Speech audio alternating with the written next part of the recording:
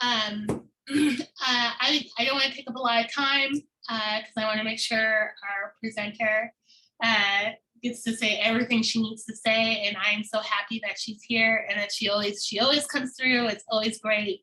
If I could have her come every day, I would. She needs to start a podcast or something, do video of the day or something. So I'm gonna put that out there on her, no pressure. But I think you're gonna get something really special out of this. So I'm gonna let her introduce herself because she told me she had some energy today, some love. So I'm gonna let her put that out there.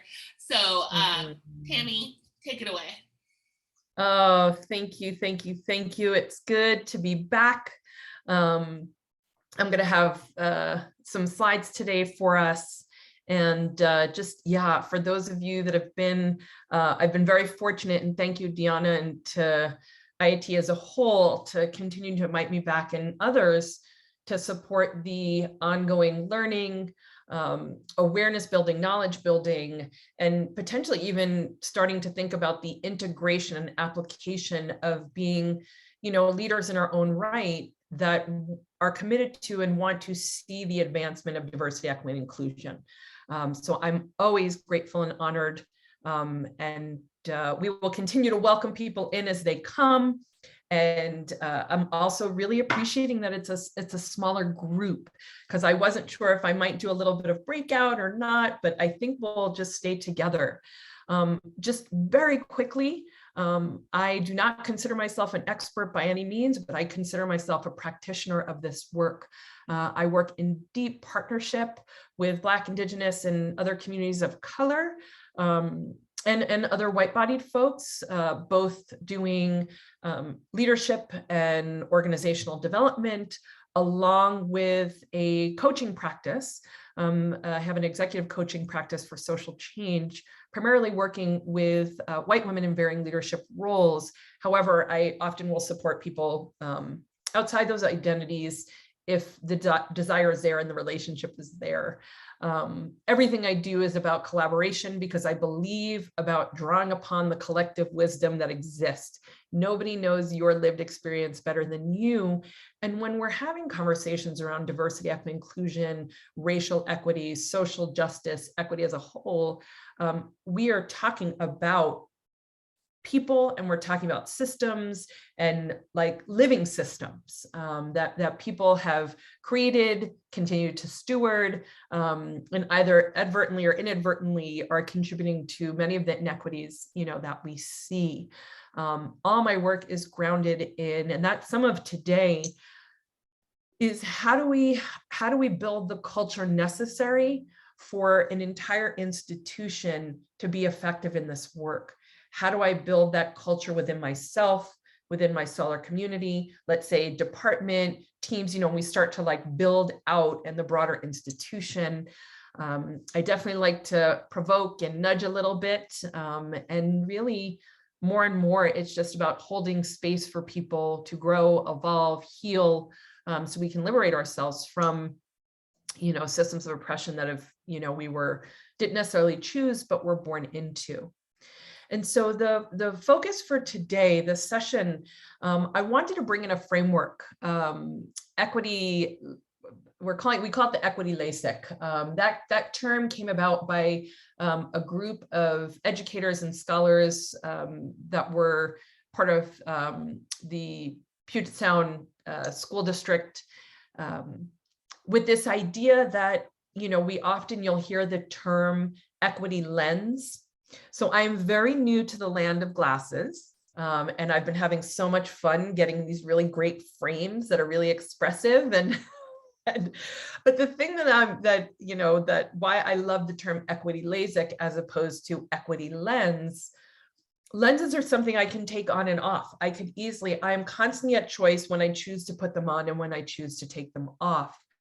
And I know, particularly as someone who identifies as, white-bodied, and holds many privileged identities, there's much more choice and agency around when I want to put them on, when I want to take them off. Now, I have not had LASIK surgery. I don't know if anyone here has had LASIK surgery. I know people in my family who have had LASIK surgery, but they have said that, we it could be painful at first, but it's the best thing they ever did, because the permanence of now being able to see in a way that glasses help them, but you don't have to wear the glasses, right? So we're going to work with a distinction around, as leaders in our own right, however whether you're a student, an educator, faculty, you're a provost, you're a dean, you're whatever administrator, whatever your role is, we are leaders in our own right. And so what does it mean to lead with an equity Lasik, with that mindset, and that we really can embody and work towards operationalizing equity principles and practices? And so I wanted to bring, in the beginning here, I wanted to ground us in some principles. So Paul Gorsuch, I would highly encourage, if you're not aware of his work or following his work, he's definitely someone to check out. And these principles, these equity principles, right? And so principles are something that really provide a roadmap. Like my values are something like very personal, and we could have collective values. And then the principles in many respects will derive from the values. And this belief that if we have a set of guiding principles, guiding equitable principles, and that's where our work comes from, we are going to be able to achieve the desired outcomes that we're working towards. So these principles, I love, I believe in, we've slightly adapted from, but I wanted to bring this forward as just, we're not going to spend a lot of time on them, but some grounding in as I'm building this equity Lasik that allows me to lead with every action, with every thought, really being equitably minded, and that in inclusion and diversity, those things are like part of my DNA, like who I am at my core. It also can really help to know or have a sense of the principles that we would operate from. So they're working hand in hand. And so these principles actually were created in more of an educational context. So they are a bit rooted in the world of education. And so this idea, as stewards of this work, right, people who are committed to diversity, equity, and inclusion, a commitment around direct confrontation, right? Confrontation is not a bad thing, right? And so there's really no path to achieving equity without some level of direct confrontation with the inequities that we're seeing and that we're experiencing, right? And so we get to confront personal inequities. We get to confront institutional inequities. We get to confront structural inequities that we see. And so a commitment to that is a way of how we'll move forward. The principle around power and privilege, right? So it's a recognition that based on given identities, some folks will hold greater power and privilege than others. It affords greater agency. It provides opportunity for greater upward mobility. It allows for actually, frankly, moving through life with more ease and grace, right? And so we have to, when we're thinking about solutions, when we're thinking about how to create an institutional environment that really embodies and demonstrates, the principles and practices of diversity, equity, inclusion, we also want to be thinking about how are we addressing power and privilege as solutions towards. And so we don't want to stay in anything vague or anything that we're fearing might create confrontation. We actually want to lean into and acknowledge. That also means acknowledging power dynamics and how those could be at play at any given time. So the equity ideology principle, this is much more, or when we talk about the equity Lasik, right? A lot of what we're talking about in some respects is an ideology, right? So this work is not just about doing and about strategy. And I think that's one of the things that could be frustrating or challenging, because it's like, give me the roadmap, give me the tools, tell me how to do this. And we're saying that it's more than that. There has to be this bigger ideological commitment, the belief that inequities or structural racism, those things really exist, and that we are going to work towards that. And we will collectively identify strategies that are going to help move us forward in our work. Prioritization, another principle for this work. So as we think about policies, as we think about practices, as we think about decisions that we're making on a daily basis, are we thinking about who will be most impacted by these, particularly those most marginalized? And so we really need to be prioritizing the interest and well-being of those who continue to be most greatly impacted by the systems that we're operating and functioning in. Redistribution, right? So thinking about redistribution in all different ways. And so we want to think about access, opportunity, resources across the board, social networks. The other principle that I think is often, we say we want to be like loving with people and hard on systems, in the sense that loving can also be really firm, and calling people in and being disruptors. But what's so critical is that we have to be looking at systemically what within the system is creating the outcomes of the inequities in which we're seeing. It's not just something that people do or say. That could be a part of it, but we really need to be looking beyond just individual and looking at root causality at the level of the system, right? So why are we seeing the disparities we're seeing? It isn't a result of a deficiency because of a marginalized, from a marginalized community, or not enough grit, or a certain mindset, or a deficit, but that it's broader and beyond, and that there's no one size that fits all, which can be really frustrating and hard and challenging when we do this work, because there's not necessarily one way is going to be the right way. And so we have to remain adaptive. We have to remain emergent. We need to really think about the cultural context, and what's going to achieve the greatest outcome for some may not necessarily be for others. And the last piece is, the evidence, right? How do we know we're moving this work forward? What are the results that we're seeking to create? What are the goals that we're seeking to accomplish? And how do we achieve those? And I think one of the things that's really critical, particularly in academic institutions, is, can we look at evidence from a broad spectrum? Like, is someone's, sharing like anecdotally and sharing of an experience, is that evidence enough for us to think about, how have we achieved what it is that we're seeking to achieve? So looking at qualitative, quantitative, and everything sort of in between.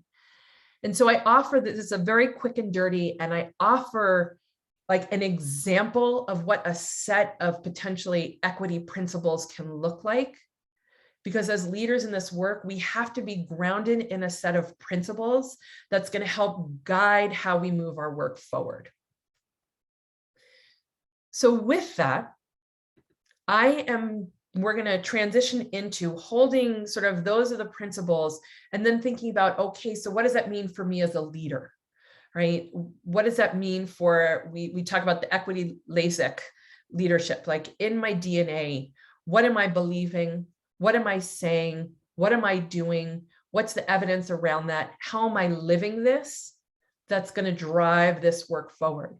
So for our time together, right, one of the pieces y'all will keep considering is, what are the principles I'm grounding myself in? What are the principles we are grounding ourselves in that's going to help guide and direct the way in which I engage this work?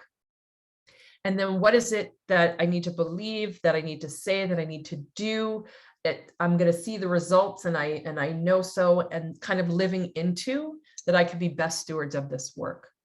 So we're going to go through each one of these, and then I'm going to pause at each one. I'm going to provide a little description and then open it up for, I have a couple of questions, and just open it up for conversation and response to the questions in which I am holding. So this first piece around believe. And so one of the things that we need to believe is that racism and systems of oppression actually exist. This is not something made up. This isn't a scam or some kind of dogma of some sort, but that inequities actually do exist, that not everyone is having the same opportunity for upward mobility, for opportunity, to receive the kind of, services that are necessary to thrive in life, whether that's through healthcare or, food industry or educational systems or whatever it may be, right? So really believing firmly and astutely that racism, that systems of oppression, that inequities do exist. While believing that, we also want to believe and know and lean into the possibility that actually equity can be the norm, that it is something achievable. I don't know what we will see or experience in our lifetime, but I know that I have to hold that belief that's going to help support me in every day taking consistent actions that align with my commitment towards advancing diversity, equity, inclusion, racial equity. And that last piece, that believing that we can do something about advancing this work in our roles, in our relationships, and in the broader community. And so with believe, the questions that I'm holding, I just have to move all your faces out of the way, that I'd love to just open it up for a little bit of discussion, and folks can just go ahead and unmute themselves. What do you all believe or think are the current beliefs within IIT that support the advancement of diversity, equity, inclusion? And is there anything else we get to believe that would support advancing DEI at the Illinois Institute for Technology? And so what are some of the current beliefs that we're operating or moving within, and what else might we get to believe that's going to help forward this work? So I'd love if folks are unwilling to unmute themselves, you certainly can use the chat room as well. But I'd love to hear a couple of voices. And because we're a smaller group, I just think that there's an opportunity for some cross-pollination and sharing of ideas.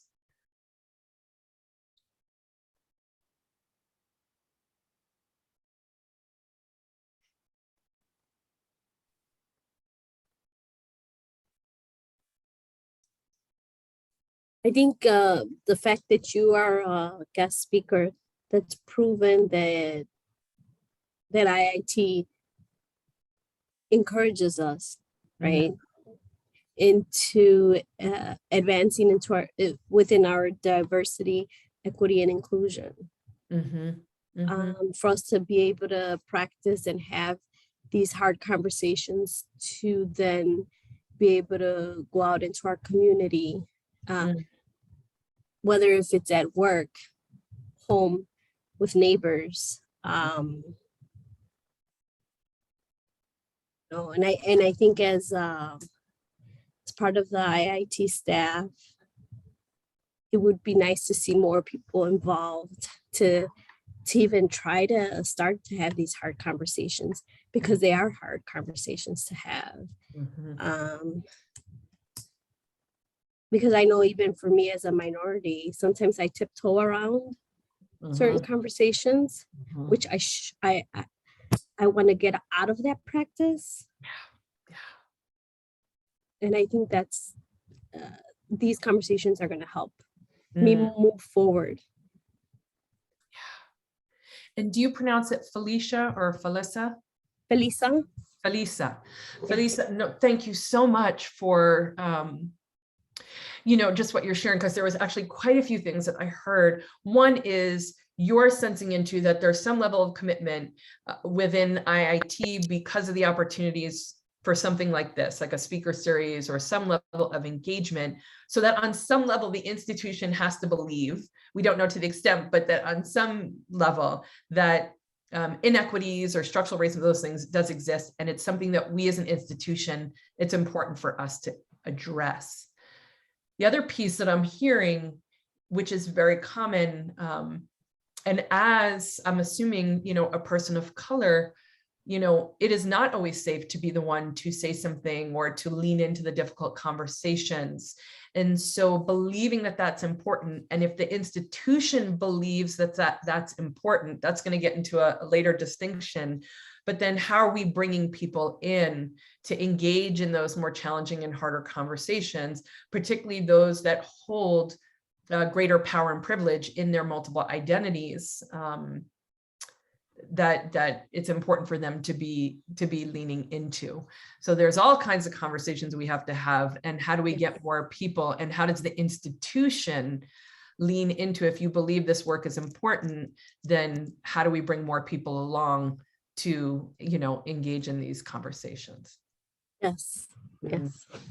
Thank Yeah, you. that's how I feel. Thank you. Yeah, thank you. Anyone else? And thank you for jumping in. I know it's I would say this question I'm struggling with. I think I would say the fact that I'm not fired yet would be my first indication that it may be okay, and I haven't gotten any long paragraph email about what am I doing. So those are always that's always a good sign. What else do we get to believe that would advance? Well, I think there is a commitment, and not to be negative, but I also am concerned that when we've heard this before, I guess, as a person of color, you keep hearing the same thing, like, are they really serious? Is it really going to change?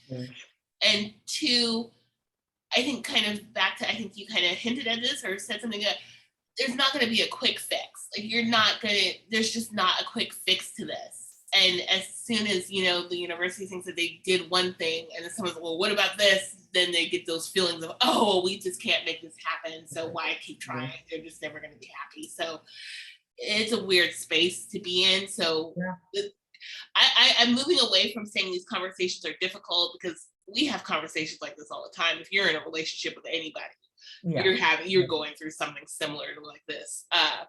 But I'm leaning more towards it's something that you have to stay engaged with. And I think that's what's makes it challenging for people, is that you just don't get to say one and done. Well, and I think Deanna and Kurt, I'm going to come to you. Why, like, sort of the metaphor for equity Lasik, like that I have to believe that this has to be ongoing all the time, some level of engagement. And then even bringing it back to self, I'm posing questions that are more broader institutionally, but even thinking about what is it that I truly believe at my core, at my heart? Are some of those beliefs going to thwart the advancement of this work? Or are some of those beliefs potentially problematic that are causing some of the harm, even if inadvertently? Or, are there new beliefs that I get to form, even believing that, like, I am capable of leading in a different way, particularly if I have power and agency, that's going to support advancing this work. But yes, the belief that this is constant, ongoing, is critical. Kurt, I see your hand up. Thanks. Yeah. So it's something that I've been noticing a little bit more recently, in some of what President Raj has been saying, but also it's noticeable, I think, in like clusters of folks around the university who, like, really truly at their core support the university's mission of providing education to those that may have not had the opportunity for higher education in the past. And so I think that is a belief that some folks at the university can really, or have really, latched onto. But, as we know, systems and leaders and whatever faculty may not always buy into that same idea of education being available and, I don't know, everybody who can access it being worthy of receiving it and stuff like that. So kind of building out those folks wherever those clusters are, really tapping into them and building out from those folks who kind of really believe that in the difference that IIT could make on the South Side, in Chicago, in the state, country, et cetera. Mm-hmm. Kurt, I think you're a true organizer at heart, and I appreciate what you're saying and some of the discerning. What's the impact when like a subsection or group of people believe deeply, others do not believe deeply, right? And how do we move folks along, or how do we make it become an institutional norm as opposed to, you know, a smaller group believing and working towards and advocating towards? So I appreciate some of the reasons why I'm posing these questions, and for us to be, we have to be like critical lovers of self, in the sense of like, really, we talk about leadership of self, my team and I often, of that questioning, that self-reflective practice. So I question myself, and then we question collectively the institution that we are working within. So we have a belief, and now we move into saying, right? And so we're saying like all of these pieces, the believing, the saying, the doing, the living, the embodying, right? It becomes part of our DNA. This becomes the cultural norm, right? Of how we lead, how we operate from, and we're being guided by a set of principles that can instruct and inform the beliefs and the saying and the doing and the really living into it. And so it's important, individually, collectively, expressing what we vision and believe. This will be really important for the president and you know, the institution as a whole, to really think about, okay, what are we committing to, and what are we committing to the public? And then we'll move into what has to get behind that. But it's really being able to express in a clear and concise way, where there is a consistent message across the board. Here's what we vision, here's what we believe in, here's what we're committed to for this institution. Oh, it's funny, touch, that should be tough, but we also want to touch too. Touch on some hard conversations. But leaning into tough conversations, we want to definitely lean in. And I think Felicia, that was, you know, mentioned earlier. And also to externalize. I think it could be scary, you know, to put it out there, because once you put something out there, that means you really got to get behind it. And so how do we externalize, you know, our commitments for a socially just learning environment, and even beyond that, as Kurt, you had mentioned, you know, it could be like Southside of those you're seeking to impact, but then you think about the state, and then even the country and the world beyond. And it's also important we say what exists. So as IIT, like, how do we get to a place that we can name what is, and then believe what's being said exists? And I think sometimes, and I think Deanna, you were speaking this a little bit. We want a quick fix. We wanted, you know, sometimes the chequity, or we do a couple of things and that should be enough. And then people are like, well, no, inequities are happening here, or I'm being impacted in this way, or I was treated XYZ. And then it could be brushed over, it could be pushed to the side, it could be, right? So the saying and believing really do go hand in hand, but how does it become a more common, regular practice that I am committed in my leadership, in my team, department, you know, as an institution, that we are in the practice of naming what is, naming when a harm is caused, naming a potentially inequitable or racist policy, practice, or procedure, being able to say and name when something isn't sitting right, even if I don't know exactly why, right? So it's a culmination of the saying is like what is, what exists, you know, leaning into those tougher conversations, while also like leaning into the expression of what we vision, what we desire, what we long for. And so with that, and I might have to move a little bit quicker with time, but just curious, maybe even us share what needs to be or gets to be said to ensure the advancement of diversity, equity, inclusion within IIT, and what are we saying we're committed to? And so again, just things to think about both personally and then more broadly as an institution. So I don't know if there's anyone that would like to unmute themselves and just, you know, a response to maybe even that first question, things you feel maybe are being and maybe need to continue to be, or maybe we need to like level it up a little bit more in terms of what needs to be said and communicated so we could really advance this work, and that it doesn't just stay with, you know, a few folks who are committed.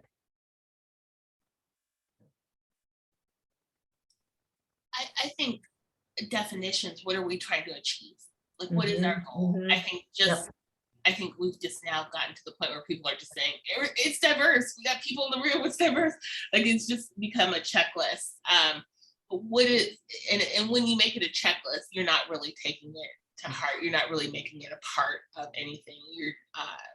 It's just kind of a surface thing. So I think for that, it needs, what are we really trying to say and do? Yep. And then I don't think we are saying what we're committed to. I think that's the problem. I don't think we really understand. I think we want to do something, but how committed are we? You can't be committed to something if you don't know what it is you're trying to achieve. So I think we're just in this space where we really want to do something, but I don't think we've clearly defined what that something is. No, I appreciate that. And also what's a really critical strategy is that there's the shared understanding. There's the shared language or the shared analysis. Like when we even say diversity, equity, inclusion, like, what do we actually mean? What are we really talking about? And is there that shared understanding? So part of that say is communicating, here's what we mean, here's what we're committed to. And that's why I keep saying, like, clear, concise, we're all on the same page. Otherwise, it will be problematic in terms of how do we effectively move this work forward if we're all thinking about it differently, you know, so there has to be that alignment. Thank you for that, Deanna. Anyone else before I move on to the next piece? Anyone else?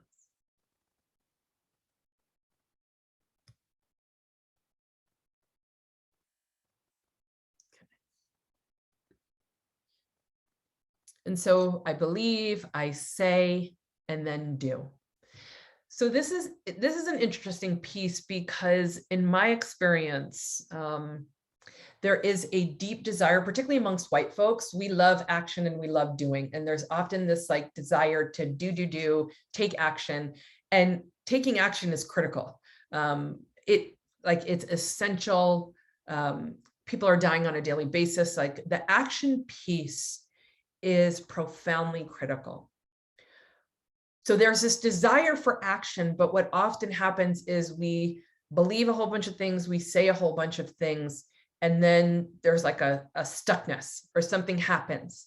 Often it can feel like, well, I don't know what to do, or I don't know how to do it right, or what's the best way. We try to find the perfect path.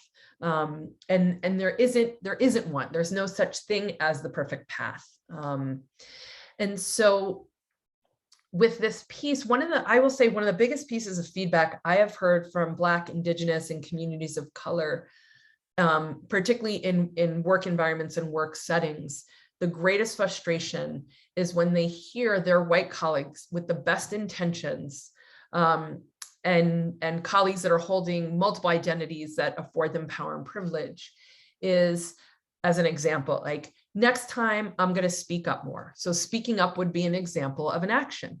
Next time I'm going to disrupt, you know, if I see something or I don't agree, I'm going to voice that. That would be an action. So there's a lot of things that we're saying I'm going to do. And then when it actually comes time to do it, there's silence, there's crickets. Often I think, particularly for white folks, we get so stuck in our heads of trying to figure out what's the right thing to say, the right way to say, how to do it, you know, all this stuff, that we end up not living out what we're saying that aligns with what we believe. So again, this is for ourselves individually and the institution as a whole. What actions and consistent actions are we taking to support the advancement of this work? And this would not be just like an HR thing, right? That we're going to become more diversified in hiring and then, you know, student body population. But we're taking action everywhere. what can we really be doing? What have we started to do? What can we build on that's really going to support the dismantling of the systems and structures that that are in place within the institution that are perpetuating and contributing to the marginalization or oppression of Black, Indigenous, and communities of color. And also really thinking about this, what can I do within my locus of control, within my sphere of influence? We could be doing something all the time. Some things will be like in a moment, one-on-one, an email, a conversation, or whatever it may be. And then some of it's going to be much broader in terms of policies, practices, procedure, on that broader scale. But there is pretty much something we could be doing all the time, even if some of that doing is my own self-reflective practices, my own engagement in my learning. All of you being here today is part of that doing and affirming your belief, and will support what it is that you say and can do, moving forward with this. Yeah. And yes, no worries on if folks need to leave early, we honor that. So want to invite folks in again, really to this is an opportunity to name what is something you have been doing or you can do to advance this work. What are we then to think about as an institution? What are we doing, not doing to advance this work as an institution? Yes. Hi, I'm Emmeline. So just a couple of things that I noticed pretty early on. I've only been at the institution since November, and I'm in the MTCC building. Two things. One, the cafeteria area place is kind of sunken in, but there's not just steps. There's a very nice slope down, which to me really spoke to we're serving our students who have mobility issues as well. And many of the career and campus service life offices that is where I'm at have little note cards in the front of their offices that say who works there, and it has a little bit of information about them, and most of them are including their pronouns, which is where it's sort of open and showing this is a normal thing to have there. And that's something that you see more in higher ed, but those were two things that I had seen when I first started IIT that I thought was very welcoming and oh, it's not just one type of diversity.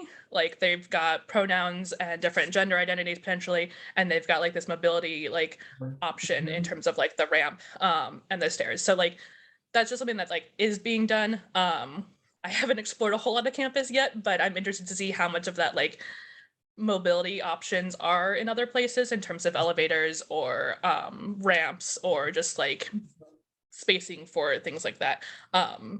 Not sure where that all is, but I've seen a couple of good indications so far. So that's great. No, thank you for naming that. And I think physical space is one of the many key ways that we can demonstrate our commitment and really think about access, mobility, and things like that. So thank you for naming.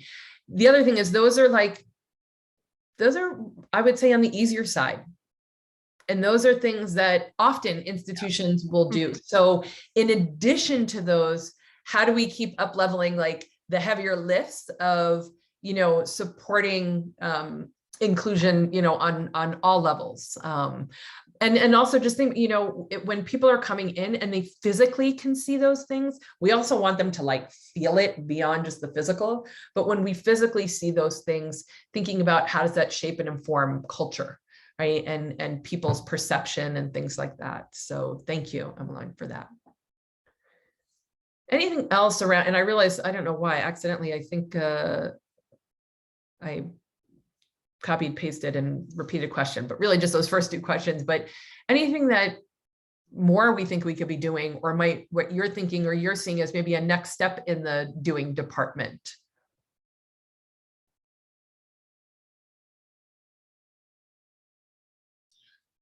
I don't know that we have a plan. And I don't know if that's necessary. I know with my work, I think I talked to you a little bit about this. Where is it going? How do I know? And it's a little difficult now. I honestly think we're just all burnt out. I think I'm feeling that. And maybe somebody else can back me up if I'm saying something. I think we're all burnt out on Zoom. I think we're burnt out just emotionally, physically, just a lot of uncertainties. So how do you meet people where they're at and still, continue this conversation or continue pushing this idea? Or because it feels like, as a person of color, like maybe for a minute, this is like the hot topic or the hot buzz. Yeah. And then kind of like what you were talking about with the glasses, when people are just done, they can take it off. And then we're kind of left like, okay, we knew you guys were going to do this. We knew it wasn't going to be seriously discussed. So yeah, I struggle with that. How do we keep people engaged with this? What is it? How do you keep this conversation and this, I hate saying topic. I want it to be part of the norm. I want just to get people to just do this like they breathe. So they're not feeling, so they're not like, I've even heard somebody say, I don't want to talk about DEI. I'm focused on this. I'm like, oh, but it's everything. So when you say that, you're really kind of just saying you don't want to talk about. Yeah. So yeah, that's. Yeah. Kurt, jump on in. Thank you for that, Deanna. I think similar to what Deanna was saying, that this is a conversation that's happening now and over the past, couple years. And it's kind of unfortunate that right before the pandemic is when we went through the exercise of creating the university's new strategic plan. And DEI wasn't as focused on then as it is now. Just as like part of the community conscience and that kind of thing. And that finding a way, and I know that there's an envisioning committee or there's something going on with the strategic plan, but getting DEI weaved into it a lot more explicitly and finding ways to, make it clear what it is that the university is trying to do and what the goals are, and those kinds of things. Kurt, because that kind of thing, it should be a very public thing, the strategic plan, and something to which we aspire. And I appreciate what you're saying, Kurt, because that's such a beautiful example of like, if we believe this is it, then we here and beyond have to be asking the questions. How can that be more reflective in our strategic plan? How can this be more embedded into our North Star? How is this more, prominent, so that how we operationalize, right, and the strides and tactics that we come up with for the strategic plan is sort of contained within our broader commitment to DEI, right? So I think I appreciate what you're bringing forward around the strategic plan as an example of that's something that could be done or was done. Does it align with what our beliefs and what we're saying? If not, what are the questions we need to be asking for those who are leading the efforts in the strategic plan, or even, with a president who's newer and there's the opportunity for some change and transformation with new leadership? Are we speaking to this? And are we, making those clear requests so that we can actually see some movement in the doing, right? And then that leads us, that was just such a great segue, around the evidence. So a great thing, again, if equity is truly like embodied within the DNA of like who I am as a person, but also as an institution, we'd know it. It would be really clear, right? So the strategic plan would probably look quite differently, particularly how it's written, because it would be so evident that the institution's belief around its, stated commitment to DEI, right? And it's spoken throughout the plan. And then we're looking at, what are those key indicators? How do we know that we are driving this work forward? And so it's an essential part. We can't just say and we can't just do, because we also need to learn from those things. Is it working? How do we know it's working? Is it achieving the outcomes that we want? If so, great. Can we replicate that? Do we have to shift or modify or adapt for a different area? If not, what do we maybe need to do differently? So within the evidence, we're assessing, and it's like a cycle, ongoing. There's no stopping here with the believing, saying, doing. It's not linear. Something might happen and then you might assess and collect the evidence, but it's definitely not a linear process. Things are happening, simultaneously in many respects. For driving this work forward. And again, as I acknowledged earlier in a set of principles, evidence can come in all forms. And so with that, how will we know? What do you think would be some key evidence for this work?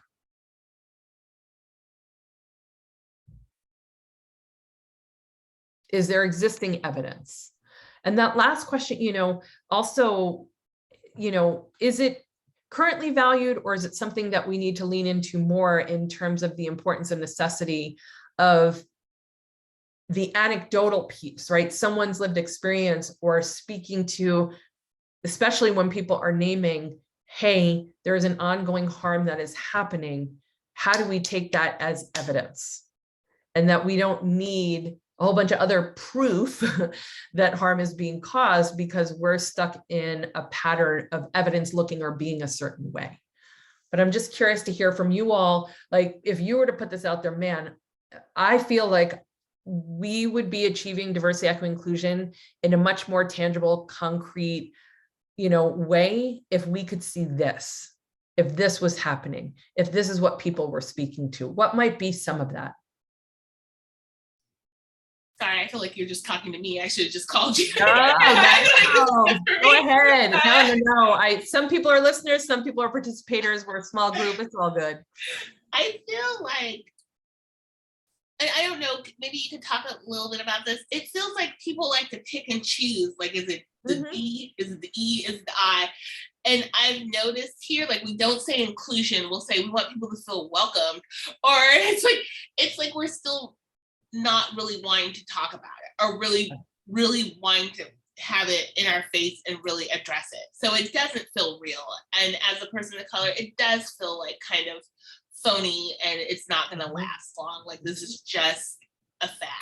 So I guess we would know when we're advancing it, when it feels like, and I think this has to come from senior leadership, when we really see an effort. It's not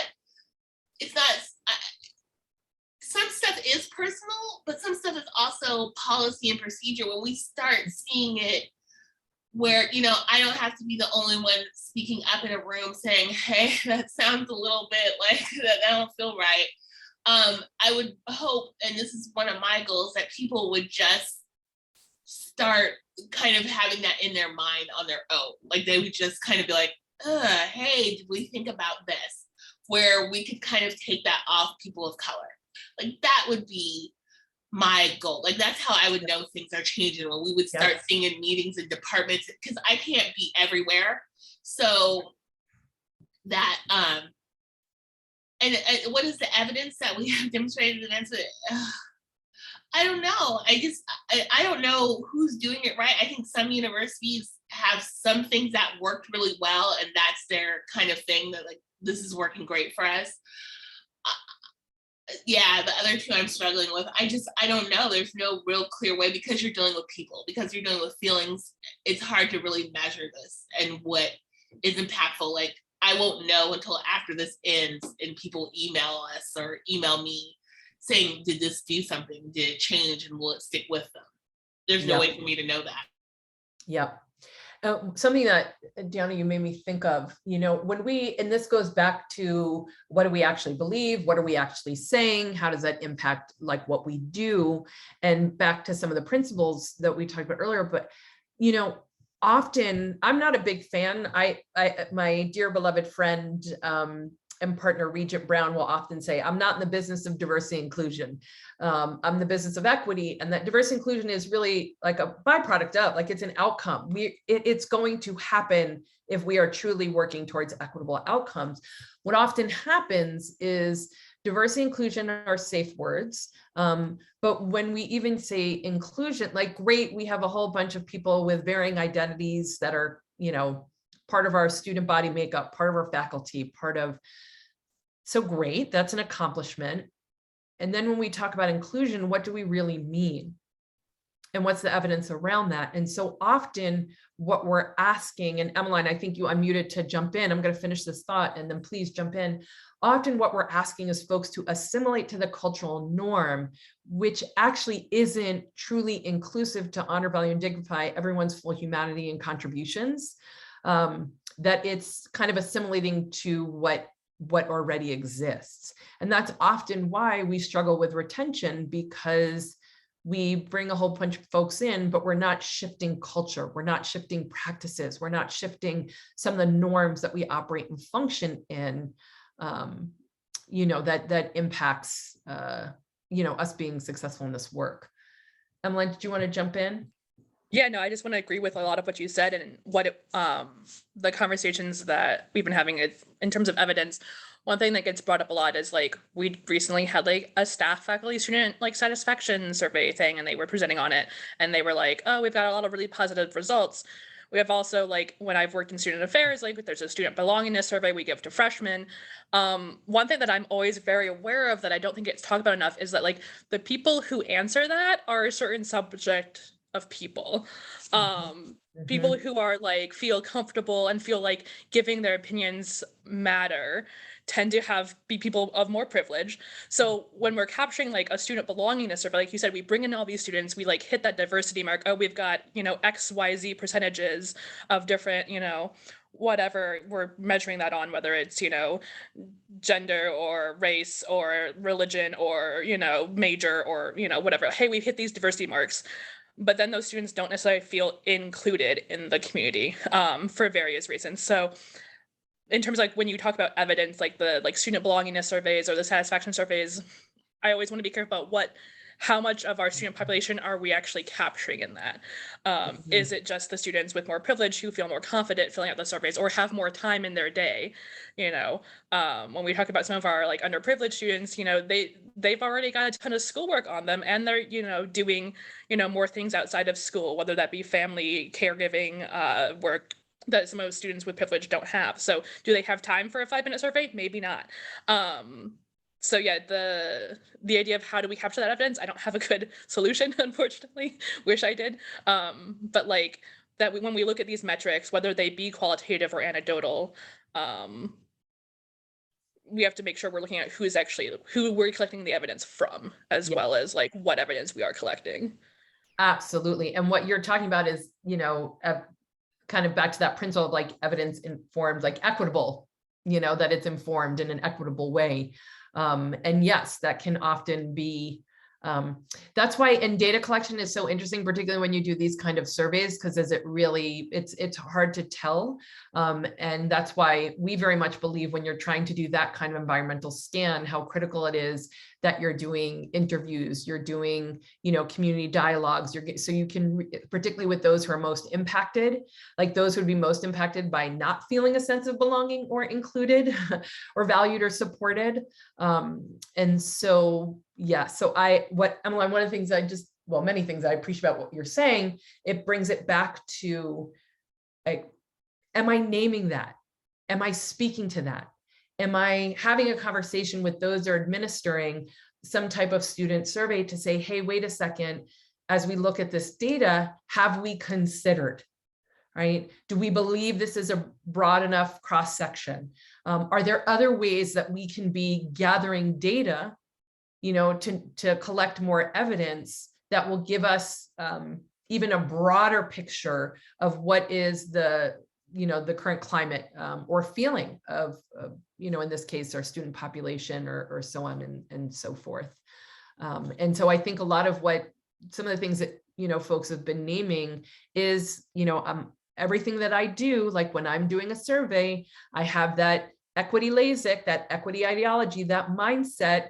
So I can think about, Emmeline, exactly, what you're saying, right? I might have to push back a little. There could be a little confrontation of like, hey, in this strategic plan, we're saying it's priority, but it's not reflected here. Or, hey, I don't know if this narrative that we're pulling from these surveys is really the bigger picture narrative. I don't know if we've had enough, input from those with identities that are, historically and presently oppressed and marginalized, and right. And so you're seeing how the principles and kind of this framework are, coming together in order for us to, to be effective.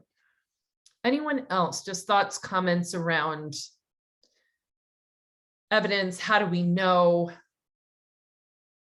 What do we need to be asking?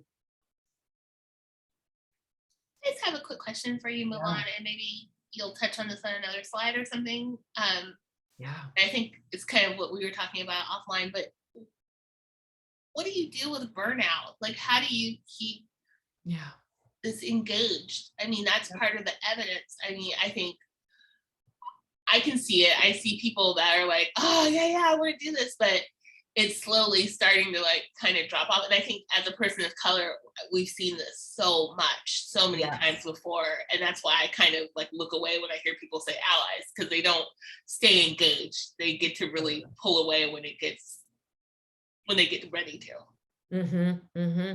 Well, that's actually a perfect segue to this last piece. And so,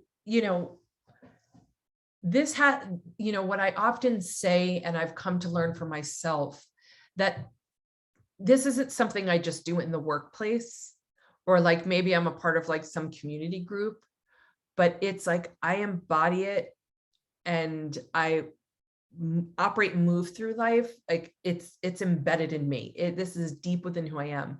So it influences the way I'm raising my son. It influences the way my husband and I interact. This influences and informs like conversations I have with my family. Certainly is going to influence my leadership professional practices and the work that I do. When we talk about diversity, equity, inclusion, I think often a piece that gets left out is, and this is a part of living this, is around healing. And how do we do this work in a sustainable way? And something like burnout and compassion fatigue and all those things are real. They happen, particularly, I would say right now, every conversation that I have with friends, with clients, with loved ones, I think there's like a universal feeling of just exhaustion and depletion, or feeling stuck or uncertain or confused, or just kind of like, and if you think about what's been going on the past 2, 4, 6 years, I mean, it makes sense, right? And so part of IIT's commitment has to look at how are we supporting the well-being, particularly of like Black, Indigenous communities of color and those with other marginalized identities, but how are we supporting our well-being to sustain ourselves through this? In fact, how are we prioritizing health and well-being as we engage in this work? Part of why burnout happens is because there hasn't been enough of a broader collective response. And it's the same few people advocating, pushing for, doing the doing, and not enough other people stepping in. So I know for me, as a white-bodied person, someone who's highly educated, someone who holds a lot of power and privilege, I make that extra effort to be leaning in, doing more of that lifting, bringing people along. And then I still have to like care for myself. I still have to get rest. I still have to like replenish. I still have, because if I'm in burnout or I'm in like stressed out mode, like my whiteness or like toxic, like defensiveness or on edge or irritable, all that is going to come up and it's going to spill over into the work. So part of embodying this is not only am I, believing that, inequities are real and that, we can make equity the norm. I'm also believing that part of that, or a huge piece of that, is we as people have to heal. We have to heal from the impacts of institutional oppression, from generational trauma, that has to be part of that. I'm going to speak to that. My actions are going to align. So if you are currently right now experiencing burnout in any form, or right, it's like, how are you tending to that? And knowing that part of the tending to burnout is part of diversity, equity, and inclusion. Like people should not feel burnt out. Burnt outness is an inequity, right? So as an institution, right, or for myself personally, if I'm not getting it within my institution, how am I caring for my well-being, my courageous spirit as a regular practice that I embody, that I do on the regular, that I believe in fully, that I speak to that commitment, just as much as me hitting the streets, pounding the pavement, advocating for policy change, doing the, surveys and assessments, getting the speakers to come in, like that, it has to be a part of that. That is something that IIT is going to have to consider and think about, how do we actually do that effectively to support our people, particularly for the people that are leaning into this work and engaging in that work. Sometimes I've seen in institutions where like it'll happen within a department because you have just a really great leader that's like, nope, our well-being, and here's what it's going to look like. But we've got to think about that more broadly, because we've all been impacted, not the same, but we've all been impacted by systems of oppression and just the ongoing, institutionalized systems of oppression that exist, and the ongoing dehumanization and violence. And, we're seeing it on a global scale, and so the same way we speak to, okay, we have to organize, we have to shift policy, we have to, think about the way we're engaging in practices, we have to, all those more institutional forms of doing, we also have to think about, and what's the container that's holding all of that? How are we supporting people's well-being and livelihood to be able to lean into and engage in this work, because we're all traumatized from it. So there has to be a personal commitment and an institutional commitment, and it's not going to look the same for everyone in terms of what folks' needs are in relationship to this work. And so, just like, am I living this? Am I living with purpose? Am I living in alignment with, my stated commitment, with the principles of equity? And that's demonstrated through who I am and how I show up in the world.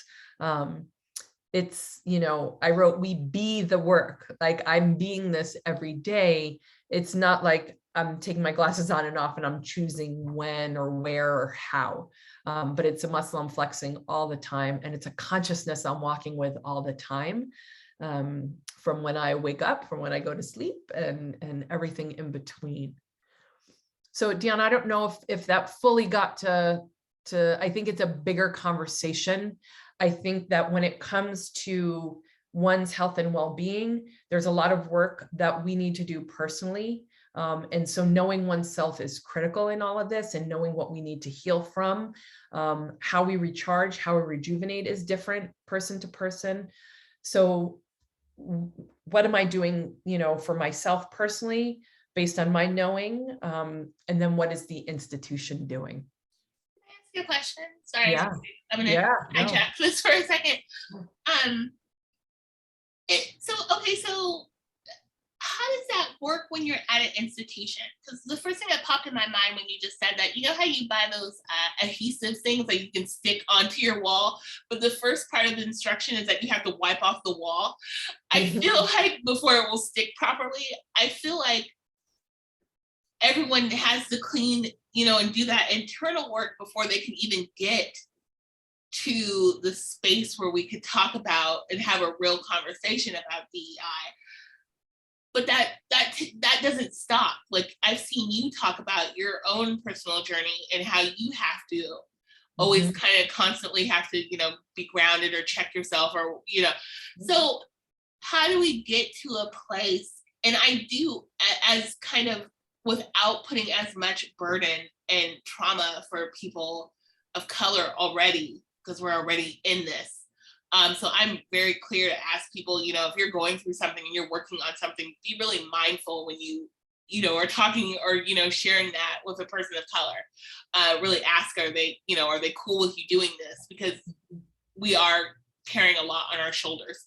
But I guess from an institutional place, how do you still create these changes, still have these conversations while people are still kind of figuring things out on their own, because people have to go Yeah. through their own, oh, I got to reflect on what I've learned and unlearn and stuff. So how do you do that? I feel like that's really, I struggle with that.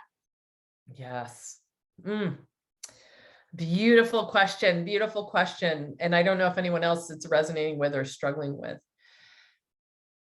I think the thing is, if we only focus on one thing,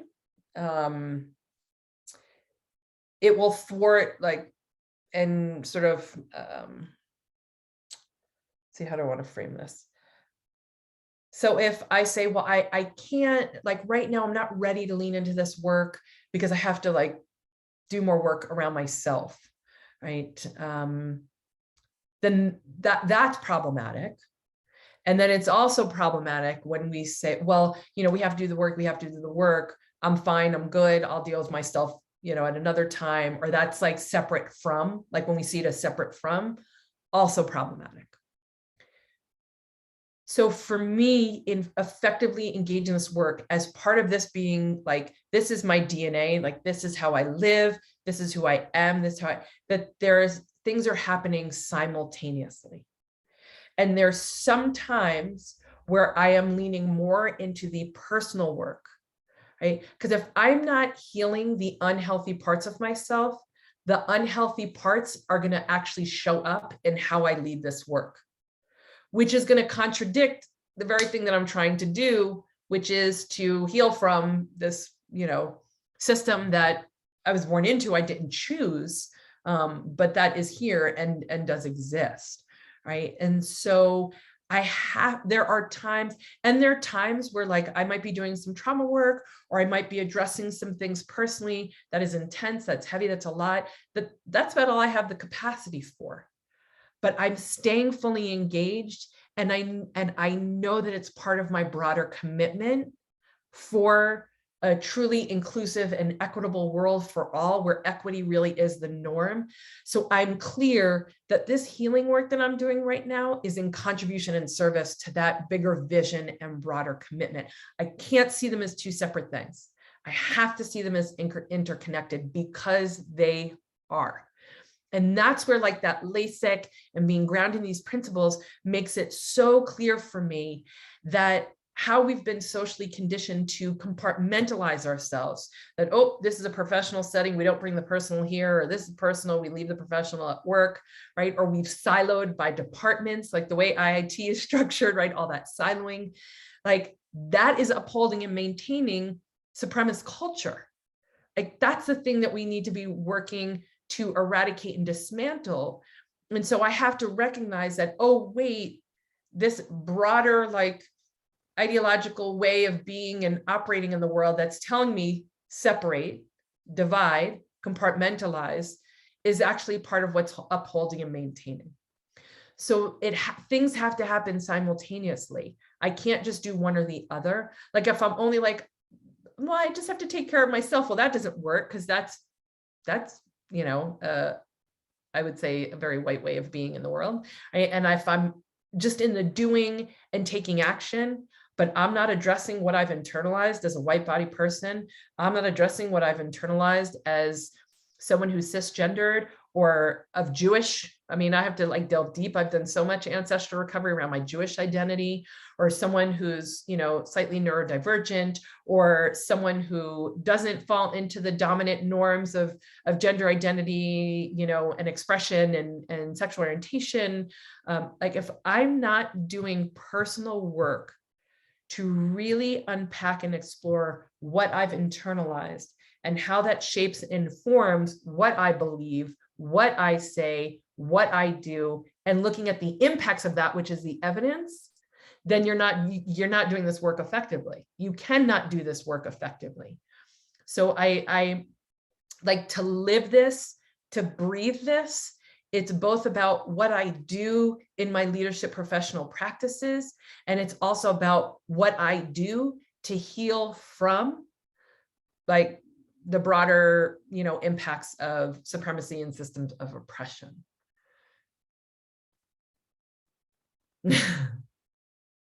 And I know we've got, I think Jenny, you're muted, you know, we have about 12 minutes or so left, 15 minutes or so left. I'd love to just open this up for the group around, what does this work mean to you personally, to like live this work? What does it mean for the institution to really live this, embody this? It's part of our DNA. It's evident in what we say, what we do. Like, what does this mean for all of you? What questions are you holding? What's resonating? What do you feel activated or charged around? But we're a small group of 9 people. And I know that only Dion and our cameras are on, and but I would love to utilize this time for some discussion, because I think that that's part of us engaging in this work, is a little bit of debriefing or processing or just speaking to.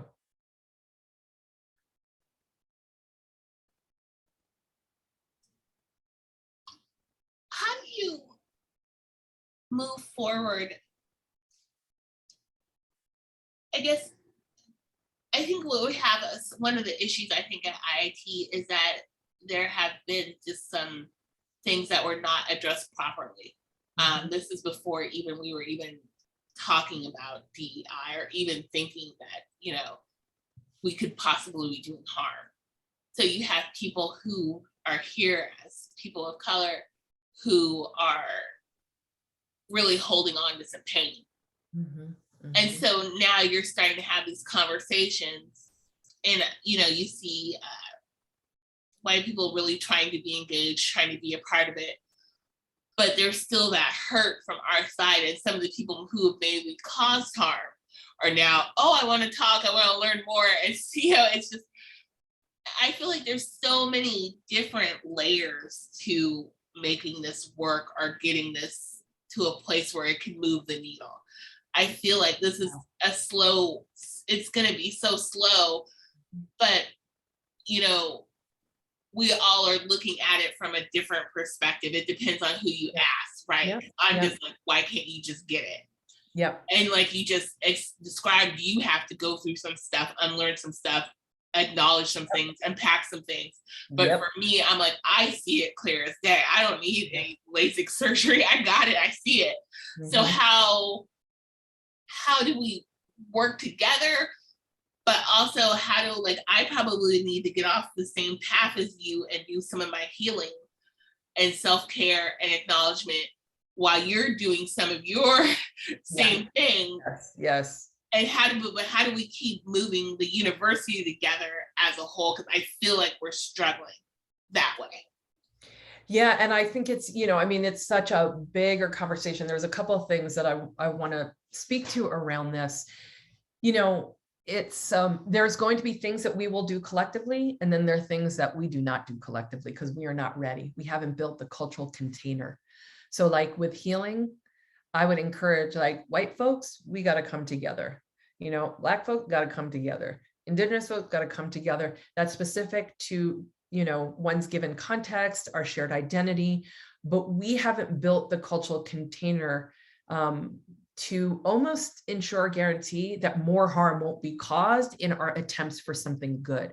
So why we have affinity groups, why we have ERGs, why we have, race-based caucusing or affinity group caucusing or other modalities that allow folks to gather collectively, that is not divisive. It's actually part of truly being equitable and honoring the lived experiences and different needs, of folks. It's going to constantly come back to, does the institution, do we believe collectively that if we are saying we are a commitment to diversity, equity, and inclusion, we're also saying that there is a profound amount of repair that has to happen and amending that has to happen, and that the institution is going to really look at, again, even inadvertently, but the harms that the institution has caused. And we're going to seek to repair, amend, rebuild, around the harms that are caused.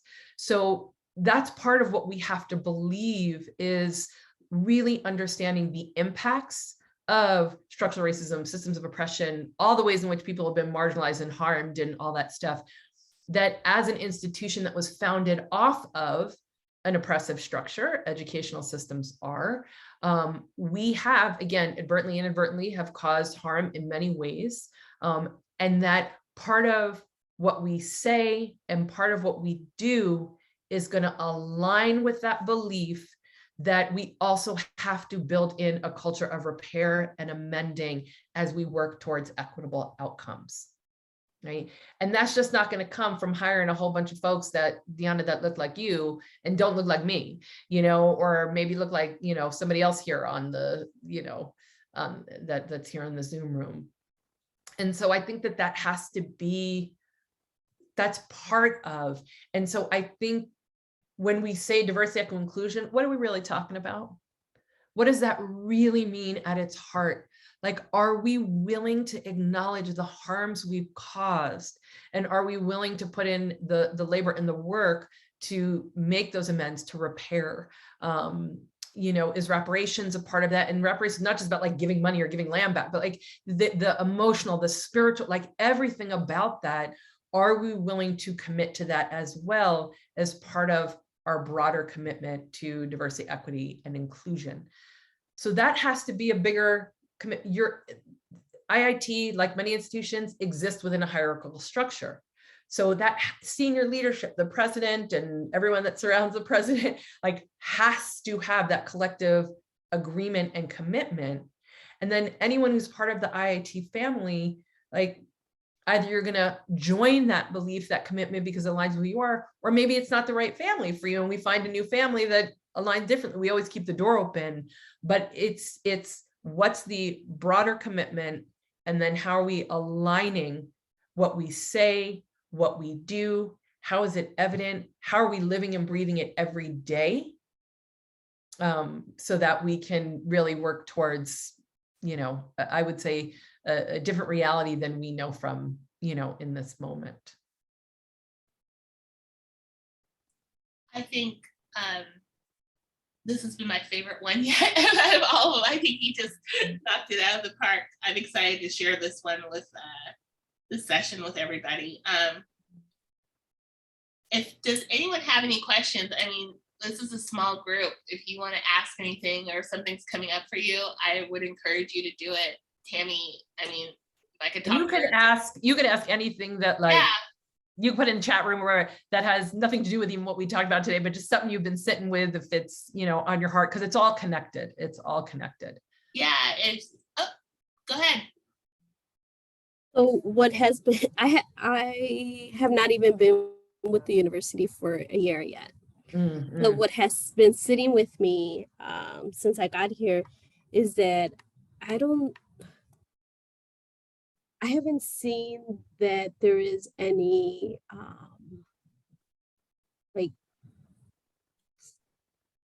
that we have any type of how do we say this?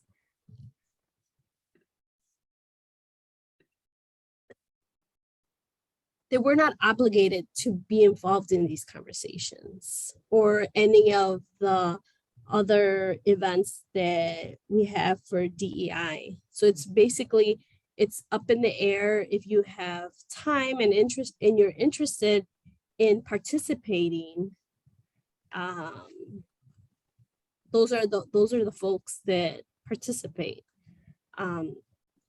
So I don't know how much we're going to advance if we don't have a higher participation. Yeah. Mm-hmm. Or if we're not, not just where we're told, okay, you have to participate, I don't know, once a quarter or. Mm-hmm. I love what you're saying, Felissa, because,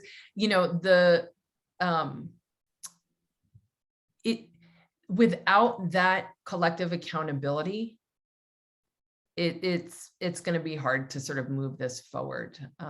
There has to be some level of accountability for participation and engagement in this work. And that's something that, the institution is going to have to grapple with around how do we get more folks engaged? What are requirements? What can we deem as requirements?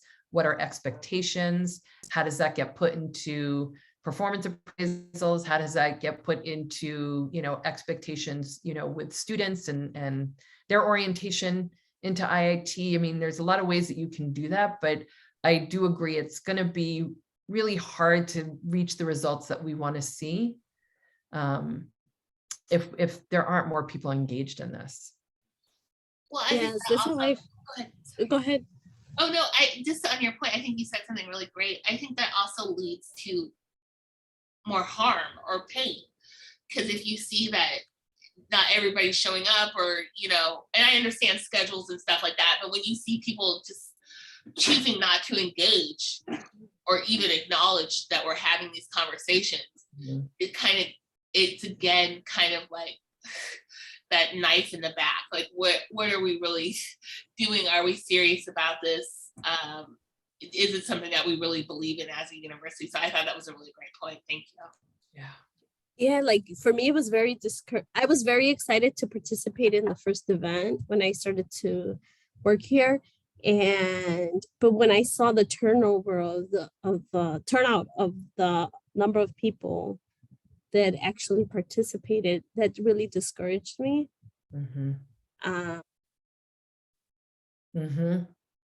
It can get very discouraging, very, very discouraging. And that's why folks that are here and like why relationships are so important, because we need to keep lifting each other up and keep affirming each other and keep affirming our beliefs and our values and the principles we're committed to and the practices we want to engage in. But it can be, quite discouraging. Yeah, thank you for that. A point that was coming up for me when we were talking about when you all were talking about burnout and how to deal with that is sometimes whether it's burnout for general job things or for this specific D&I work or just whatever, is sometimes you need to take that step back, and sometimes that means a day off, and just what I don't know, I guess I would like some more clarity or to see in the future more just around being able to schedule your time off, or maybe it's changing the way that sick days are talked about, or personal time, having mental health days be a more specific subset of that, whether that's in a specific policy.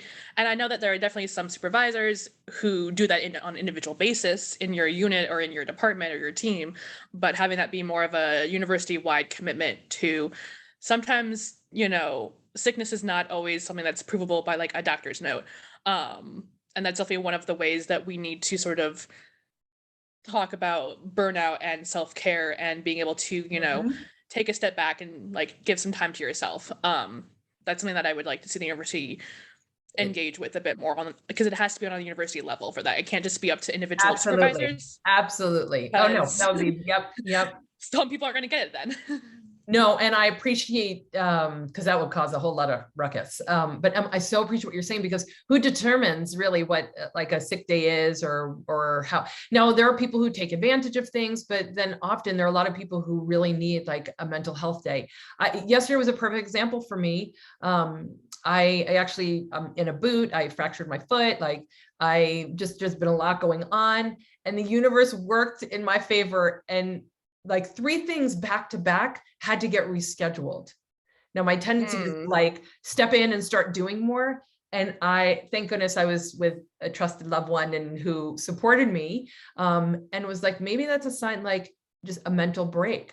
I didn't taking an hour to just be without that mental state. I felt renewed with just that hour. Right. So we're talking about cultural norms, and we are talking about guidelines and practices and procedures and policies that are supporting people's well-being.